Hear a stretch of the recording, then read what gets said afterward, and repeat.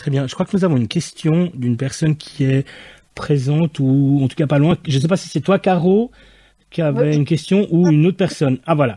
Eh bien, bienvenue. Merci. À toi la parole. Merci. En fait, je me demandais si toutes ces recommandations-là, elles sont hyper applicables au milieu militant et tout. Et je me demandais ce que vous conseillez par exemple à une personne qui est interpellée, qui est en garde à vue par exemple pour violation de territoire, un truc comme ça.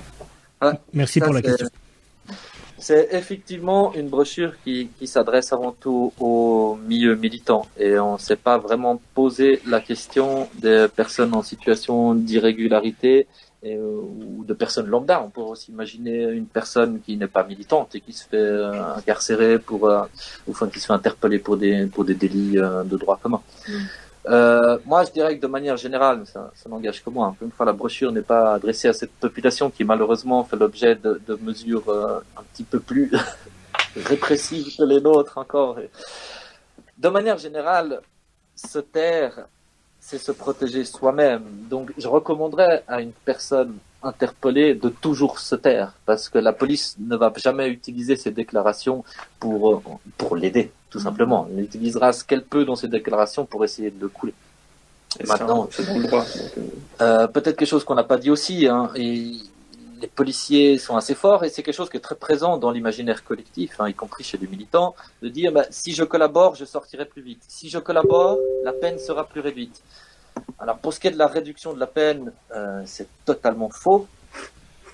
Pour pouvoir avoir une réduction de peine, il faut vraiment avoir un degré de collaboration extrêmement élevé. Ça veut dire non seulement reconnaître ses délits, mais aussi balancer tous ses potes et donner son ordinateur avec la liste de tout le réseau militant. Donc il faut vraiment aller très très loin pour avoir une petite réduction de peine, chose qui heureusement dans le milieu militant ne devrait théoriquement pas arriver. Pour les migrants, c'est aussi un petit peu pareil. Maintenant, est-ce que un migrant, on lui fera forcément croire que moins il parle, comme une personne lambda, moins il parle, moins il sera bien traité et moins vite il sortira et moins on l'aidera. C'est ce que tenteront de faire la police. D'un point de vue légal, il n'y a aucune raison.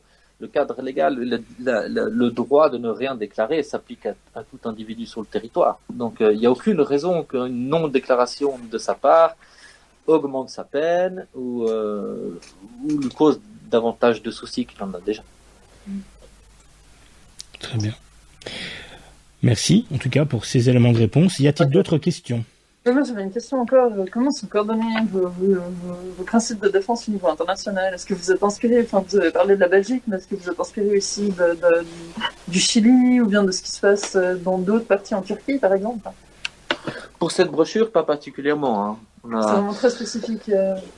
Oui, parce que cette brochure est partie d'un constat local, celui de voir dans les jugements auxquels on a pu accéder, des jugements qui concernent des affaires dites politiques, on a pu constater directement que des militants avaient fait des déclarations qu'ils avaient prétérité eux, mais qui avaient prétérité les autres, les co-accusés et d'autres personnes. Donc il n'y a pas vraiment une source d'inspiration internationale. On s'est inspiré un petit peu sur la forme du fascicule d'une autre brochure qui avait été faite par nos camarades de Belgique sur l'importance de ne pas prendre des photographies et des images en manifestation, un petit fascicule que vous trouverez sur nos stands aussi. C'est vrai que sur la forme, puisqu'on a exactement le même format de document, mais aussi sur l'ambition un petit peu pédagogique du document, ça se ressemble pas mal. Donc on s'est effectivement un petit peu inspiré de ça pour l'approche, disons, le type d'approche. Je dirais aussi qu'on a pu voir, par exemple, déjà le cadre légal change suivant les pays aussi, donc c'est assez difficile des fois de faire quelque chose de très général, on va dire, et tout. Après, dans beaucoup de pays, le droit au silence est quand même un droit qui est partout appliqué. Mais on s'est aussi inspiré un peu plus localement aussi pour certaines choses. On a vu, en tout cas, le constat a été fait notamment en discutant et en rencontrant nos camarades du bureau de Zurich, du groupe de Zurich, où là-bas il y a un travail qui est fait depuis de nombreuses années sur le positionnement à prendre face à la police. Ils en ont même fait une pièce de théâtre, un jeu de théâtre en fait, sur cette thématique en fait, avec aussi d'autres exemples, d'autres brochures qu'ils ont sorties, des petits guides pour aller en manifestation ou ce genre de choses. Où on a vu qu'à Genève, en fait, il y a vraiment un manque de tout ce genre d'outils qui peuvent, de manière générale, changer aussi un fond. L'idée, c'est pas d'y pousser une ligne politique ou idéologique à proprement dit, mais par contre d'améliorer et de changer en fait la manière d'agir et de penser générale dans le mouvement militant. Pour des choses très pratiques comme ça, quoi. Et pour vos principes de défense, vous collaborez beaucoup entre les différents secours rouges suisses, au niveau suisse? Alors, au niveau suisse, on travaille pas mal avec les camarades de Zurich, ouais. Après, il y a toujours un peu le problème, entre guillemets, de la barrière de la langue, qui est par contre, et c'est pour ça qu'on est aussi très proche des camarades belges et des camarades français, vu qu'on a quand même plus d'aisance et plus de facilité à travailler avec les camarades francophones, mais on travaille aussi, là par exemple, on est en contact avec Zurich pour toute l'affaire Basel-Nazi-Frei, où il y a toute une série de procès contre des militants antifascistes à Bâle. Et avec ça, avec eux, on travaille là-dessus aussi. Est-ce que les mouvements suisses alamaniques sont un petit peu plus radicaux dans leur lutte? Est-ce qu'ils sont plus confrontés à la police et ils ont plus besoin de s'appuyer sur...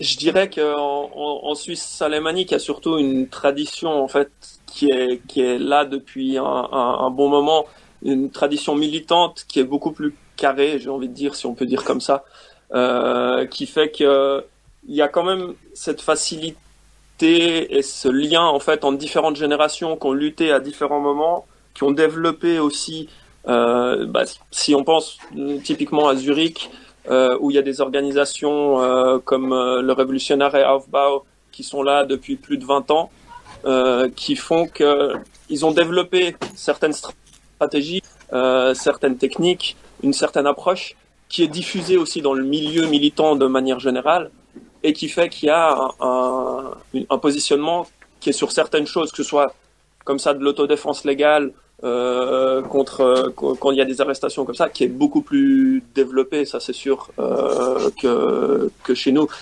Ou chez nous, malheureusement, vu qu'il n'y a pas de structure, en tout cas pas beaucoup de structures qui ont duré dans le temps, et comme ça, ce genre de pratique en fait est plus difficile à inculquer, je pense, clairement.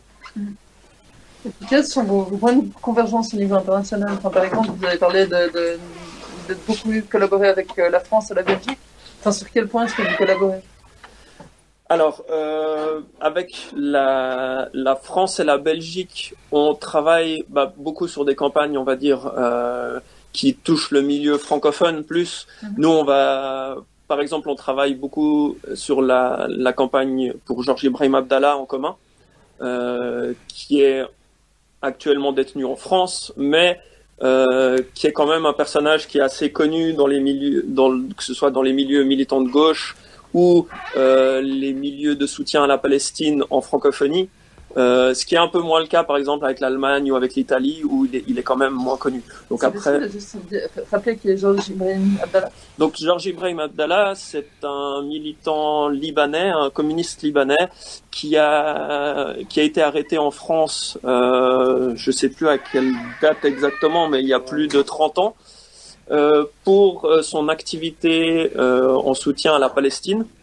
Il a été arrêté et accusé de différentes attaques qui ont eu lieu en France, et il a été condamné à plus de 20 ans de prison.